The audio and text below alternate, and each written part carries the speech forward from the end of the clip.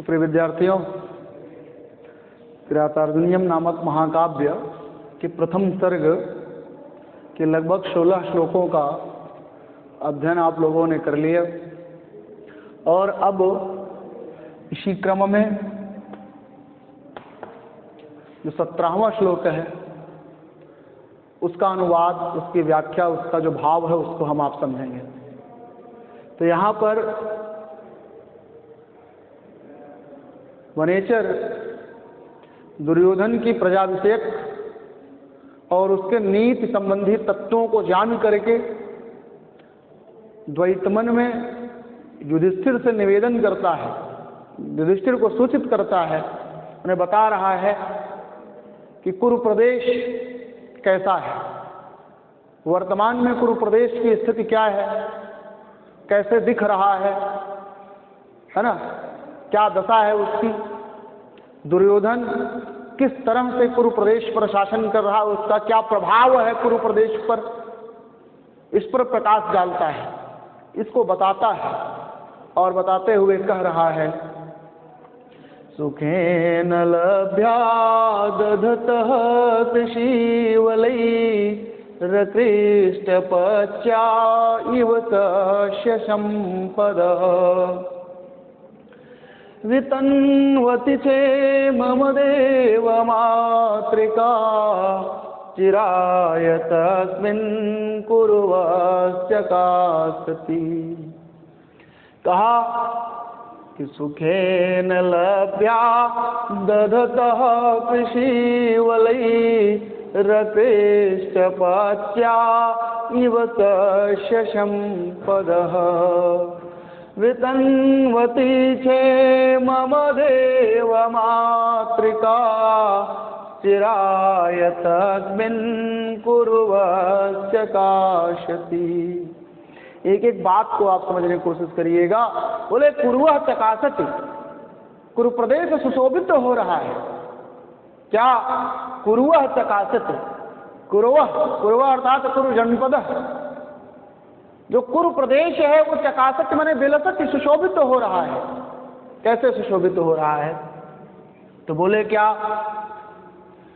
कि वितन्वति क्षेमम अदेव मातृकाः चिराय तस्मिन्, चिराय माने बहुत दिनों तक, है ना, चिराय माने बहुत दिनों तक, अत्यधिक समय तक, तस्मिन् उस दुर्योधन, है ना, के द्वारा क्षेमम वितन्वति,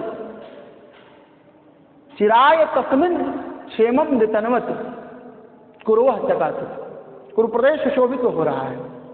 क्यों सुशोभित हो रहा है? तो बोले क्षेमम वितन्वति, कल्याण का विस्तार कर रहा है, इसलिए सुशोभित हो रहा है। कौन कल्याण का विस्तार कर रहा है, किसका कल्याण का विस्तार कर रहा है? तो बोले कुरु प्रदेश की जनता के कल्याण का विस्तार कर रहा है। और कौन कर रहा है? तो दुर्योधन कर रहा है। तो बोलिए यहां पर बोला कि तस्मिन् चिराय, चिराय तस्मिन् क्षेमम वितन्वति अदेव मातृका कृषीवलैः अकृष्ट पच्या सस्य संपदः सुखेन लभ्या तस्य संपदः दधतः कुरुवश्च चकासति। इसका अन्वय है, इसको क्रम से मैं समझाता हूं कि चिराय माने बहुत दीर्घ काल तक, तस्मिन् उस दुर्योधन के द्वारा, क्षेमम वितन्वति, क्षेम माने कल्याण, वितन्वत माने विस्तार करते रहने पर, प्रजा का कल्याण करते रहने पर, अदेव मातृका कुरुवः, कुरु प्रदेश का विशेषण है अदेव मातृका। यहां पर ध्यान दीजिए तो क्षेमम और मां में हलंत हो जाएगा अदेव मातृका। तो अदेव मातृका कुरुवः चकासति, अदेव मातृका कुरुवः चकासति, अदेव मातृका। तो पहले यहां पर ध्यान दीजिए, न देव मातृका इति अदेव मातृका, है ना। तो बोले अदेव मातृका, अदेव जो देव अर्थात जो वर्षा पर आश्रित ना हो, देव मातृका का अर्थ होता है वर्षा पर आश्रित रहने वाला, ऐसी भूमि जो वर्षा पर आश्रित रहती हो, और अदेव मातृका अमान्य नहीं, जो वर्षा पर आश्रित ना रहती हो, अर्थात कुआं, तालाब, नहर इत्यादि से जिस भूमि की सिंचाई हो जाती हो उसे क्या कहते हैं? अदेव मातृका। अब समझ में आया? और देव मातृका ऐसी भूमि जो वर्षा पर ही आश्रित हो, और अदेव मातृका जो वर्षा पर आश्रित भूमि ना हो, ऐसी भूमि जो वर्षा पर आश्रित ना हो। अब समझ में आ गया? तो वह कौन भूमि थी? कुरु प्रदेश।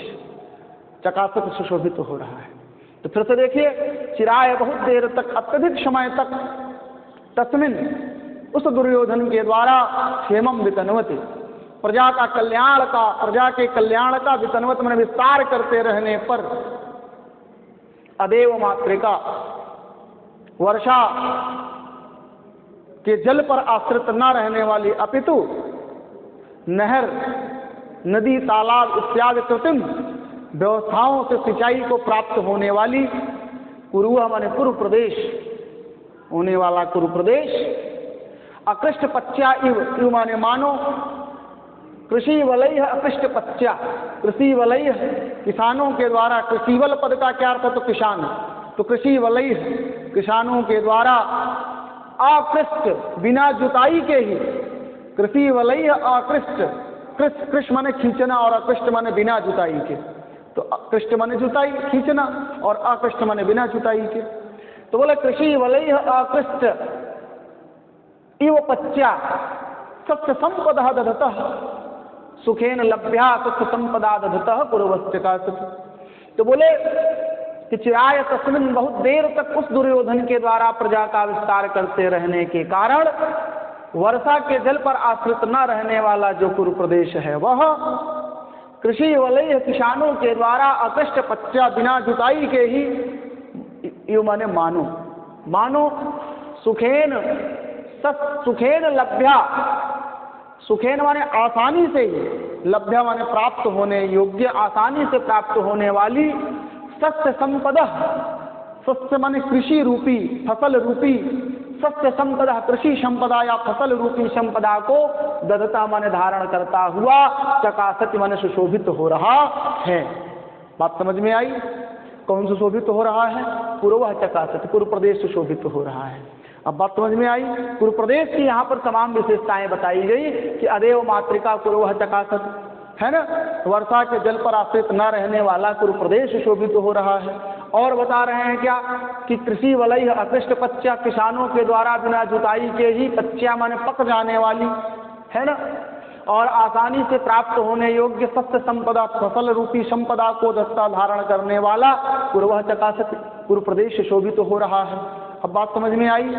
क्यों कह रहे हैं? क्योंकि वहाँ का राजा क्या है, जब राजा न्याय पर चलता है तो वहाँ की प्रजा में संतोष और सुख का भाव विद्यमान रहता है, और जब राजा अधर्म और अन्याय का मार्ग स्वीकार कर लेता है तो वहाँ की प्रजा और वहाँ की भूमि, माने प्रजा जो है संतुष्ट हो जाती है, भूमि और औषधियों में फल नहीं आते हैं, ऐसा शास्त्रों में मान्यताएं हैं। तो यहाँ पर यह बात बताई गई कि चिराय बहुत दिनों तक तस्मिन उस दुर्योधन के द्वारा क्षेमम माने प्रजा के कल्याण का वितन्वत विस्तार किए जाने पर, अदेव मातृका कुरु, वर्षा की भूमि, वर्षा के जल पर आश्रित न रहने वाला कुरु प्रदेश, कृषि वलय अकृष्ट पच्चा, किसानों के द्वारा बिना जुताई के ही पकने वाली, है ना, किसानों के द्वारा मानो बिना जुताई के ही पकने वाली, और सुखेन लभ्या, आसानी से प्राप्त होने वाली, सत्य संपदा, सत्य संपदा माने फसल संपदा को दधता धारण करता हुआ, चकासत माने क्या है? सुशोभित हो रहा है।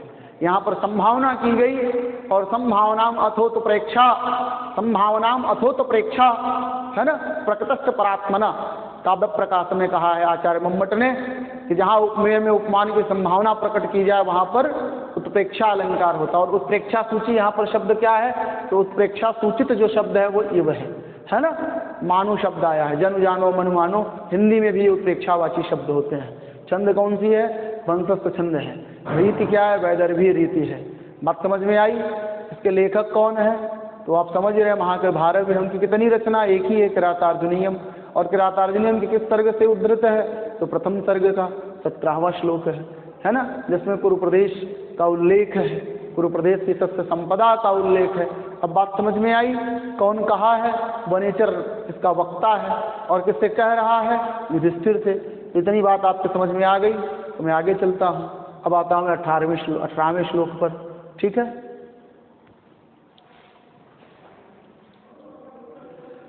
तो प्रिय विद्यार्थियों, यह 18वां श्लोक है और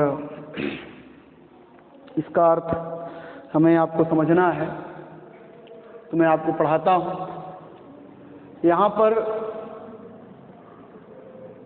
कुरु प्रदेश से संबंधित बात चल रही थी। 17वें श्लोक में यह बात आई कि सस्य संपदा से हरा भरा है, वर्षा के जल पर आश्रित नहीं है, नदी तालाब नहर इत्यादि, है ना। वहाँ पर कहा गया कि अदेव मातृका पद आया था। अदेव मातृका का अर्थ होता है कि वर्षा के जल पर आश्रित न रहने वाला, अर्थात वर्षा के जल पर आश्रित न रहने वाली कौन थी, तो कुरु प्रदेश की भूमि थी। तो कुरु प्रदेश ऐसा था कि वहाँ फसलें लहलहा रही थी, चाहे वर्षात हो या ना हो। और उसके आगे भी उल्लेख कर रहा है, कौन? वनेचर कर रहा है। किससे कर रहा है? युधिष्ठिर से कर रहा है। और वहाँ की जो सुख समृद्धि है ना, जो खुशहाली है, जो सुख समृद्धि है, उसका उल्लेख करते हुए कह रहा है, उदार कीर्ते हृदयं दयावतः प्रशांत बाधम दिशतो विरक्षया स्वयं प्रदुग्धेश गुणैरुपश्नुता वशुपमानस्य वशूनि मेदिनी। तो वंशस्थ में ही ये बात कही गई कि उदार कीर्ते हृदयं दयावतः प्रशांत बाधम दिशतो विरक्षया। एक एक बात को आप समझने की कोशिश करिए। तो उदार कीर्ते है, उदार कीर्ति वाला अर्थात महान यश वाला, ये पद किसके लिए आया होगा, है ना। यह पद दुर्योधन के लिए आया है कि उदार कीर्ते उदयं दयावतः। तो दयावतः, दयावान, क्या? दयावान। प्रसादिभ्यस्य वतुक, तो बोले क्या? उदार कीर्ते है, उदार कीर्ति वाला। दयावतः, उदार कीर्ते उदयम, तो उदार कीर्ते हृदयम, तो उदार कीर्ते र का विसर्ग हो जाएगा, तो उदार कीर्ते उदयम दयावतः। अब समझ में आया? तो उदार कीर्ते दयावतः प्रशांत बाधम उदयम दिशतः अविरक्षया वसूपमानस्य गुणैः उपस्नुता अस्य गुणैः उपस्नुता मेधिनी वसूनि स्वयं प्रदुग्धे। यह इसका पदान्वय रहा। यहाँ पर बहुत अच्छी बात कही गई कि उदार कीर्ते, उदार कीर्ति वाला अर्थात महान यश वाले, कामा दयावतः, दयालु, दयावान, और अभिरक्षया, चारों ओर रक्षा के द्वारा। अभिरक्षया माने चारों ओर रक्षा के द्वारा। तो ऐसे कह सकते हैं कि महान यश वाला, दयावान और चारों ओर रक्षा के द्वारा। प्रशांत बाधम, प्रशांत बाधम माने बाधाओं से रहित, निर्बाध, ऐसे कह सकते हैं, बाधाओं से रहित, निर्बाध। तो प्रशांत बाधम, जहाँ बाधाएं शांत हो गई, तो अर्थात निर्बाध। उदयम दिशतः, उन्नति को दिशा माने प्रकाशित करता हुआ। समझ में आया? तो उदार कीर्ति वाला, दयावान, अभिरक्षया, और रक्षा के द्वारा, अभिमाने चारों ओर रक्षा के द्वारा। प्रशांत बाधम उदयम दिशतः, दिशतः माने संपादित करते हुए। तो प्रशांत बाधम, उदय, उदय माने उन्नति को, दिशतः माने संपादित करते हुए, और प्रशांत बाधम माने निर्बाध, है ना, बाधा रहित उन्नति को संपादित करते हुए। वशुपमानस्य, वसुपमान, वशु, वशु, वशु माने कुबेर, उपमान माने समान, कुबेर के समान। अस्य, इस दुर्योधन के, गुणैः उपस्नुताः, गुणों पर रीझ करके, गुणों से मंत्रमुग्ध हो करके। मेदिनी, धरती, स्वयं वसूनि प्रदुग्धे, स्वयं वसूनि माने धन को, प्रदुग्धे माने क्या कर रही है? वर्षा रही है, स्वयं धन की बरसात कर रही है। अब बात समझ में आई? यहाँ ये बताया गया कि उदार कीर्ति वाले, दयावान और रक्षा, चारों ओर रक्षा के द्वारा निर्बाध उन्नति को संपादित करते हुए वसूपमानस्य कुबेर के समान अस्य दुर्योधन से, इस दुर्योधन के गुणैः उपस्नुताः, गुणों पर रीझ करके मेदिनी अर्थात धरती स्वयं वसून प्रदुग्धे, स्वयं धन की क्या कर रही है, वर्षा कर रही है। यहाँ यह बताया गया कि कुबेर के समान धरती जो है वो दुर्योधन के गुणों पर रीझ करके स्वयं धन की क्या कर रही है, बरसात कर रही है।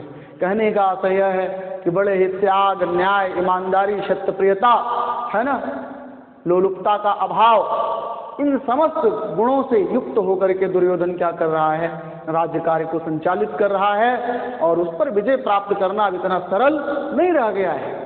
बताने का आशय है बनेचर की, तो बनेचर यह बताना चाह रहा है कि उसने प्रजा में इतना संतोष उत्पन्न कर दिया है कि प्रजा के मन से युधिष्ठिर शब्द कहीं ना समाप्त हो जाए। बात समझ में आए, इसके हृदय से युधिष्ठिर शब्द ही सदा के लिए निर्गत ना हो जाए।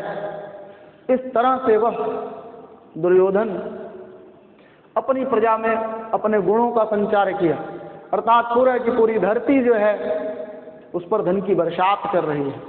उस क्षेत्र में, उस कुरु प्रदेश में इतना न्याय और धर्म का क्या है, बोलबाला है।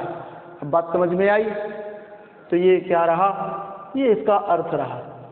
और भाव यह है कि यहाँ पर एक प्रश्न आपसे पूछेगा कि दुर्योधन की उपमा किस देवता से की गई, सूर्य, चंद्रमा, कुबेर है ना, इंद्र, तो आप क्या लगाएंगे, वसूपमानस, कुबेर के सदृश है ना, वशोनी, धन को, मेदिनी माने धरती, स्वयं प्रदुग्धे, स्वयं प्रदान कर रही है। क्यों, गुणैः उपस्नुताः, गुणों पर रीझ करके। बात समझ में आया, किसके गुणों पर रीझ करके धरती स्वयं धन की बरसात कर दे रही है, तो दुर्योधन के गुणों पर। दुर्योधन की किससे समानता दी गई, तो कुबेर के समान, तो कुबेर के सदृश किसकी समानता दी गई, तो दुर्योधन की। बात इतनी समझ में आई। अब मैं बात करता हूं 19वें श्लोक पर।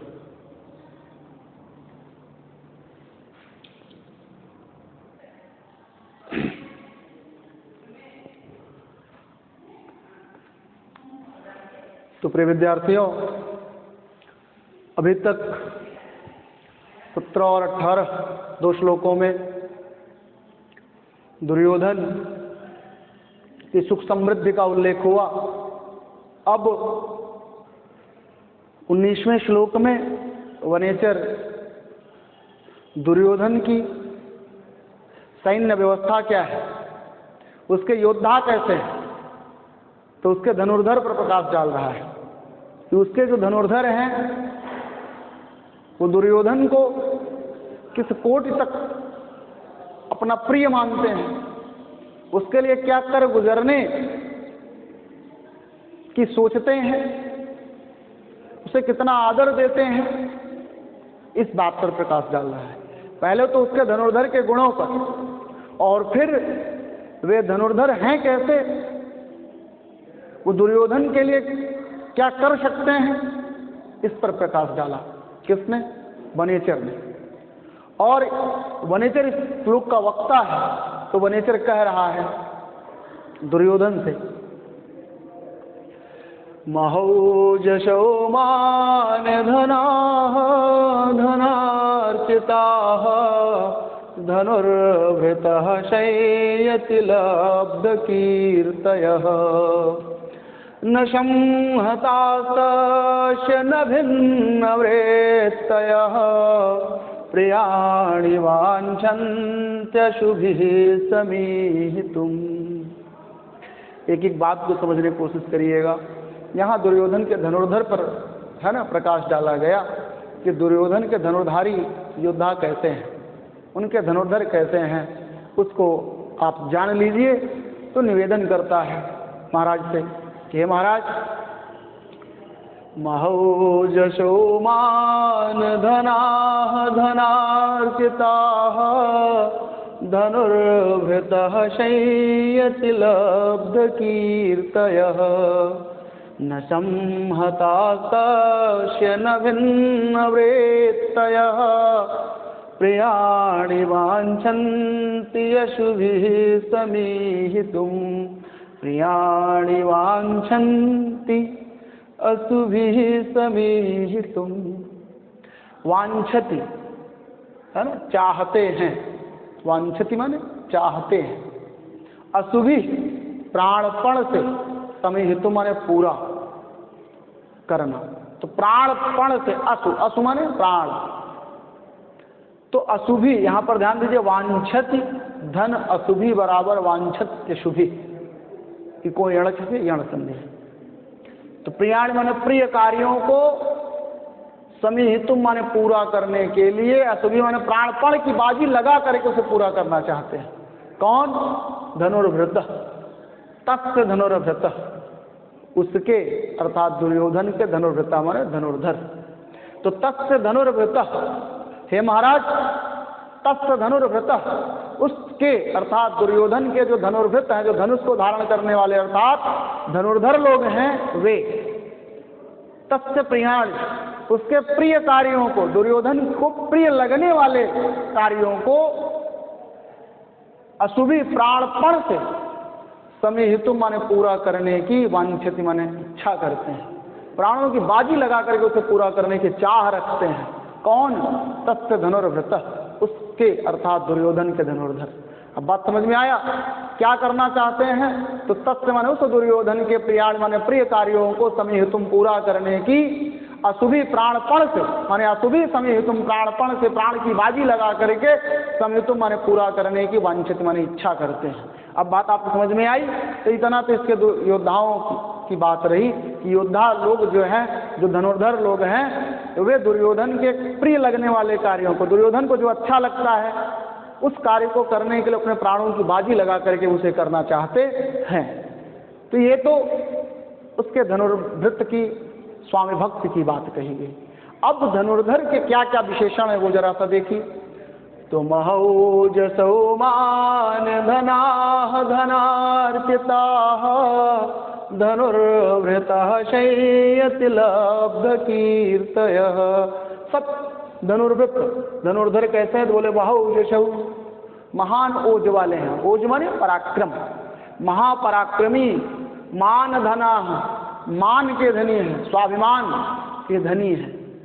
और धनार्पिता, और धन से पूजित है, धन से सम्मानित है। अर्थात दुर्योधन उन्हें खूब धन देता है, उनमें धन की रंच मात्र लालसा नहीं है। बात समझ में आया? कि घुसखोरी के कारण स्वामी भक्ति से परे हो जाए, ऐसा नहीं है, क्योंकि उन्हें इतना प्रचुर धन दिया जाता है कि धन की उनकी लालसा ही नहीं है। अब बात समझ में आया?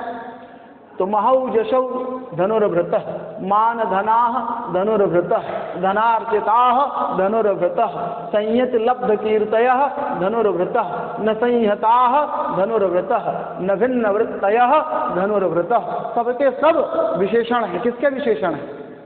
दुर्योधन के धनुर्भृत, धनुर्धारी धनुर्धरों का, है ना। तो यहाँ पर देखें महौजसौ, महौजसौ माने महान पराक्रम वाले, मान के धनी माने स्वाभिमान के धनी, और धन से अर्चित, धन से पूजित। संयत लब्ध कीर्तय, संयत कीर्तय लब्ध, संयति, संयति माने संग्राम में युद्धि, तो संग्राम में या युद्ध में कीर्तय लब्ध, कीर्ति को प्राप्त करने वाले। न संहत, न संहत, संहत माने एकत्रित, और एकत्रित ना होने वाले, गुट ना बनाने वाले, समूह न बनाने वाले, एकत्रित न होने वाले। और न भिन्न वृत्तय, और न ही भिन्न वृत्ति वाले, अर्थात न ही एक दूसरे का विरोध करने वाले। धनुर्भृता माने धनुर्धर लोग, तस्य माने उस दुर्योधन के, प्रियाण माने प्रिय कार्यों को, अशुभि अपने प्राणपण से, समीहितुम माने पूरा करने की, वांछित माने इच्छा करते हैं, पूरा करना चाहते हैं। बात समझ में आ गई? फिर से देख लीजिएगा। महान औजस, महौजस अर्थात महान पराक्रम वाले, मान के धनी, धन से सम्मानित, और युद्ध में कीर्ति को हासिल करने वाले, प्राप्त करने वाले, न संहत एकत्रित न होने वाले, न ही एक दूसरे के विरुद्ध व्यवहार करने वाले। धनुर्भृता माने धनुर्धर, उस दुर्योधन के प्रिय कार्यों को, है ना, प्राणपण से पूरा करने की वांछित इच्छा करते हैं। बात आप समझ में आ गई? तो यहाँ पर ध्यान दीजिएगा यहाँ पर महौ जसौ मान धना धनार्चिता संयति युद्ध लब्ध कीर्तय न संहता न भिन्न वृत्तय। ये सब के सब विशेषण हैं। किसके विशेषण हैं? तो धनुर्भृत, धनुर्धर के। बात समझ में आया? किसके? धनुर्धर के। तो तस्य धनुर्भृत, दुर्योधन के। और दुर्योधन, और यहाँ पर एक पद आपसे अक्सर पूछ लेता है, संयत पद का क्या अर्थ है? संयत पद में विभक्ति कौन सी है? तो संयत पद में सप्तमी एक वचन है, युद्ध संग्राम में, इसका शाब्दिक अर्थ हो जाएगा युद्ध में। ठीक है। और यहाँ पर ना संहता, संहत पद का क्या? संहत माने एकत्रित होने वाले, और ना संहत माने एकत्रित ना होने वाले, और ना भिन्न वृत्तय। तो अभिन्न वृत्तय ना भिन्न वृत्तय, अर्थात भिन्न वृत्त वाले नहीं, जो एक दूसरे के विरुद्ध आचरण करने वाले ना हो। तो एक दूसरे के विरुद्ध आचरण ना करने वाले धनुर्भृत, ऐसे धनुर्धर तस्य उस दुर्योधन के प्रियाण माने प्रिय लगने वाले, अर्थात कार्यों को समिहित माने पूरा करने के लिए असुभी प्राणपण की, है ना, वांछित माने बाजी लगा के उसे पूरा करना चाहते हैं। बात आप समझ में आ गई? तो प्रिय विद्यार्थियों, ये 19वें श्लोक का भाव रहा। अब मैं आगे 20वें श्लोक पर प्रकाश डालता हूँ, तो आइए हम आप उनका अध्ययन करें।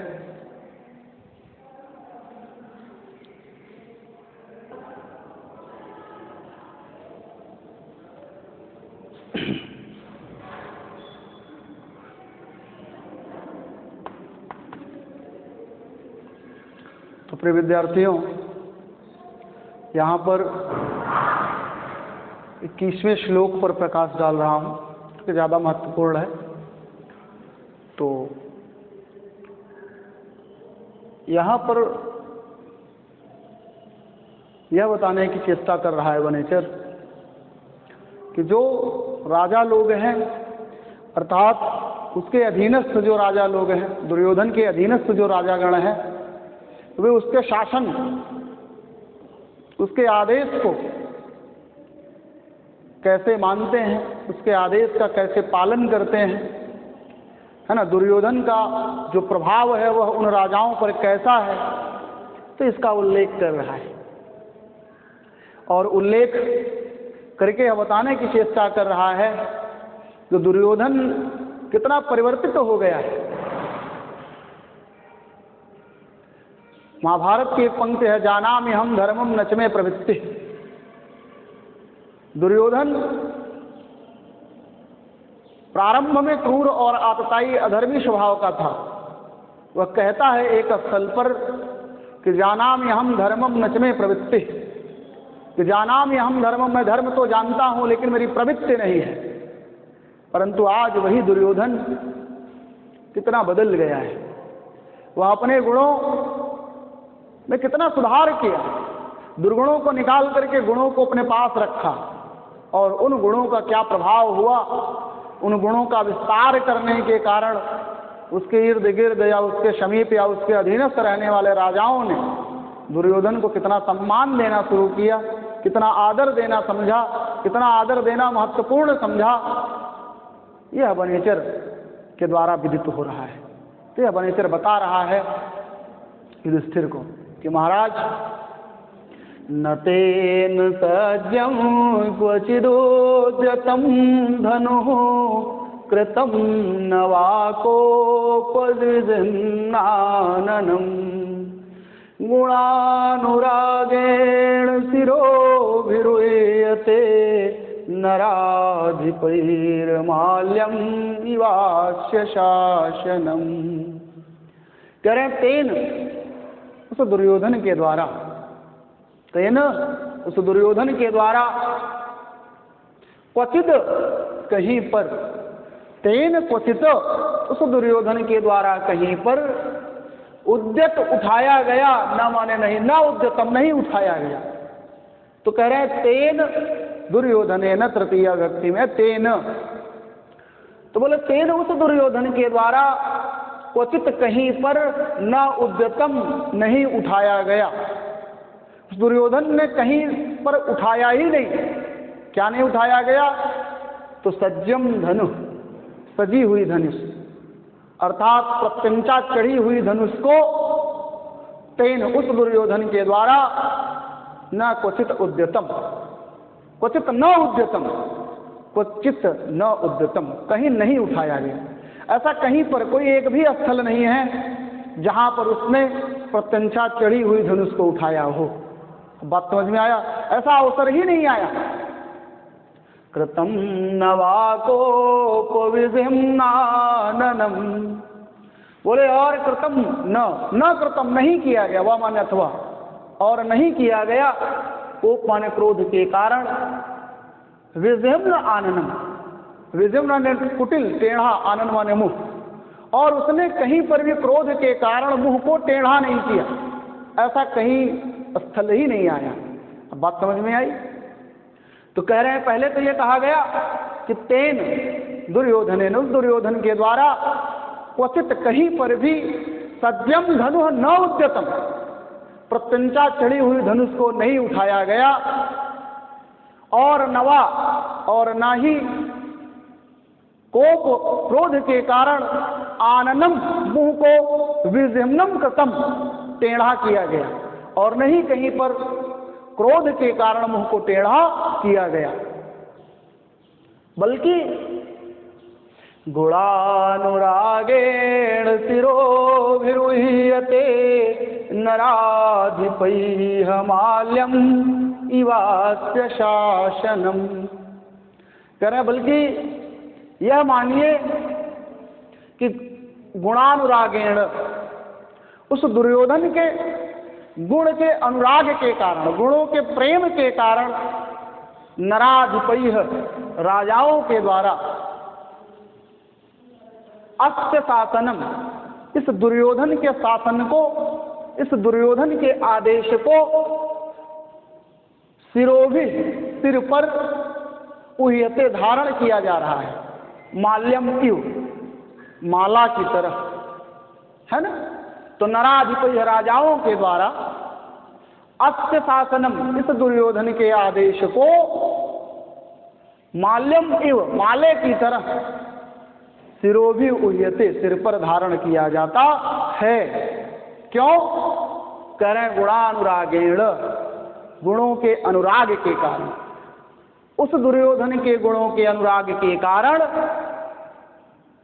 अस्य शासन से, उस दुर्योधन के शासन को राजाओं के द्वारा, माल्यम इव, माले की भांति सिर पर धारण किया जाता है। इसके लिए ना तो उसने कहीं पर धनुष उठाया, और न ही कहीं पर क्रोध के कारण उसका मुंह टेढ़ा हुआ।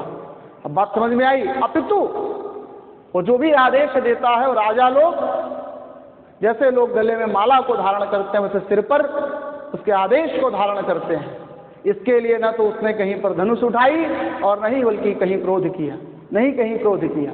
अपितु गुणानुरागेण, अस्य गुणानुरागेण, इस दुर्योधन के गुणों के अनुराग के कारण, इस दुर्योधन के गुणों के प्रेम के कारण, जो राजा लोग हैं वे उसके शासन को माल्यम इव शिरोभि उह्यते, माला की भांति सिर पर धारण करते हैं। बात समझ में आ गई? तो प्रिय विद्यार्थियों, यहाँ पर एक प्रश्न आएगा कि किसके शासन को राजा लोग अपने सिर पर धारण करते हैं? तो दुर्योधन के आदेश को शासन नाम आदेश। बात समझ में आई?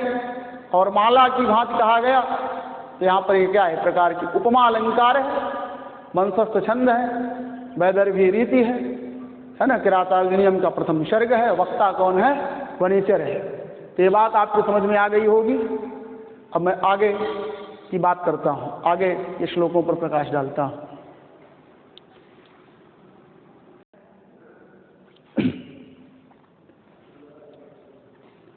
अभी तक तो प्रिय विद्यार्थियों दुर्योधन की नीतियां, दुर्योधन की बातें, ये बातें चल रही थी। दुर्योधन के योद्धा कैसे हैं, है ना, दुर्योधन के गुप्त जो है सेवक गण कैसे हैं, वहाँ का कुरुप्रदेश कैसा है।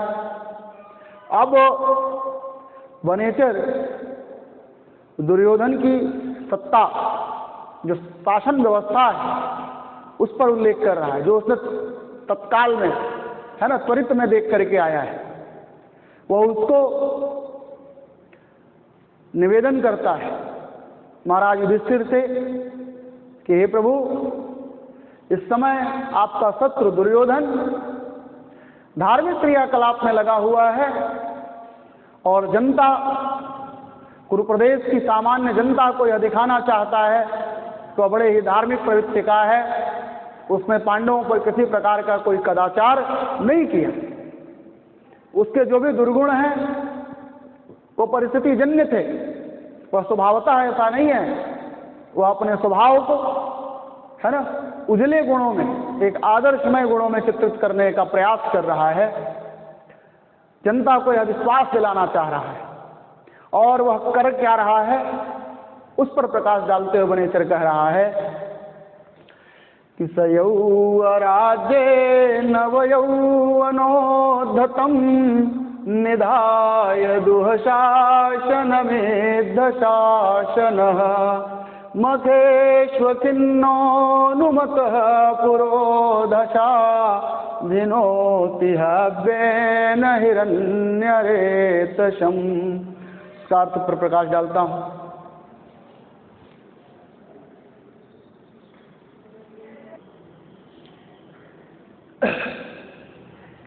तो यहां पर वह वनेचर कह रहा है कि सयौवराज्ये नवयौवनोद्धतं निधाय दुःशासनमेद्धशासनः। तो स वह कौन? दुर्योधन। कैसा है? तो बोले इद्ध शासन। स इद्ध शासन। इद्ध शासन, इद्ध शासन का अर्थ होता है जिसके आदेश का कोई उल्लंघन ना करे, अर्थात अनुल्लंघनीय आदेशों वाला। तो इद्ध शासन स अनुल्लंघनीय आदेशों वाला सह माने वह दुर्योधन। नव यौवनोद्धतम दुःशासनम यौवराज्ये निधाय। तो कह रहे हैं क्या कि इद्ध शासन अनुल्लंघनीय आदेशों वाला स माने वह दुर्योधन नव यौवनोद्धतम, नव यौवनेन उद्धतम, नव यौवन से उद्धत, नई युवावस्था से उद्दंड, उद्धत माने उद्दंड स्वभाव वाला। तो अपनी नई अवस्था के कारण उद्धत, उद्धत माने उद्दंड स्वभाव वाला दुःशासनम, अपने भाई दुःशासन को यौवराज्ये निधाय, युवराज के पद पर स्थापित करके, युवराज के पद पर बैठा करके। बात समझ में आया कि इद्ध शासन स अनुल्लंघनीय आदेशों वाला सह माने वह दुर्योधन। नव यौवनेन उद्धतम माने नई युवावस्था के कारण उद्दंड हुए स्वभाव वाले दुःशासनम, दुःशासन को यौवराज्ये निधाय, युवराज के पद पर बैठा करके पुरोधशा अनुमतः, पुरोधशा अनुमतः, पुरोहित की आज्ञा से। क्या? पुरोधशा अनुमतः, पुरोहित की आज्ञा से मखेसु अखिन्नः।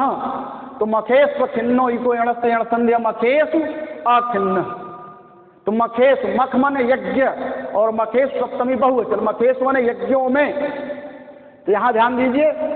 तो पुरोधशा अनुमतः, पुरोहित से आज्ञा लेकर के, अखिन्न, अखिन्न माने आलस्य रहित होकर के, मखेश माने यज्ञों में, हव्येन, हविर नामक द्रव्य से माने हवि द्रव्य से, आहुतियों से, हवि से, हिरण्य रेतसम धिनोति, हिरण्य रेतसम, हिरण्य रेतसम अर्थात अग्नि को, धिनोति माने संतुष्ट कर रहा है, अग्नि को है ना प्रसन्न कर रहा है। बात आपको समझ में आ गई होगी कि सयौवराज्ये नवयौवनोद्धतं निधाय दुःशासनमेद्धशासनम्। एक एक बात को समझिए। अनुल्लंघनीय आदेशों वाला कौन है? यहाँ पे पूछेगा इद्ध शासन विशेषण किसका है? तो इद्ध शासन अनुल्लंघनीय आदेशों वाला कौन हुआ? दुर्योधन, न कि दुःशासन, क्योंकि दुःशासन को भी युवराज पद मिला है। इसके पहले आदेश का पालन किसका होता था? दुर्योधन के आदेश का पालन होता था। तो इद्ध शासन, इद्ध शासन माने अनुल्लंघनीय आदेशों वाला सह माने वह दुर्योधन।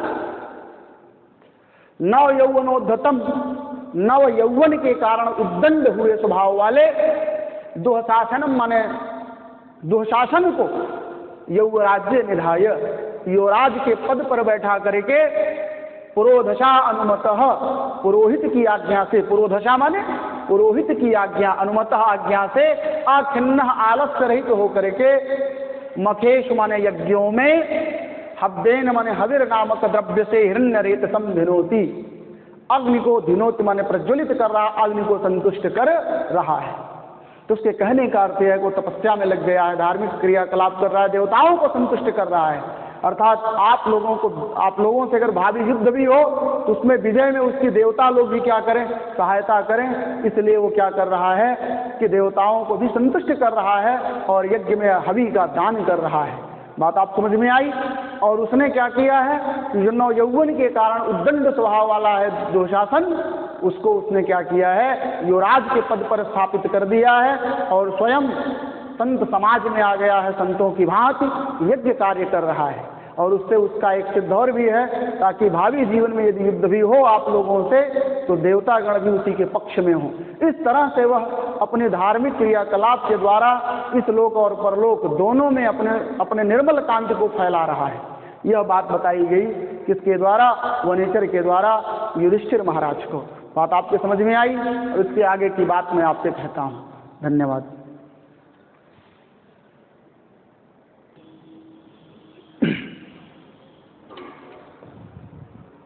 तो इस 23वें श्लोक में वनेचर दुर्योधन की मनोदशा का उल्लेख कर रहा है कि दुर्योधन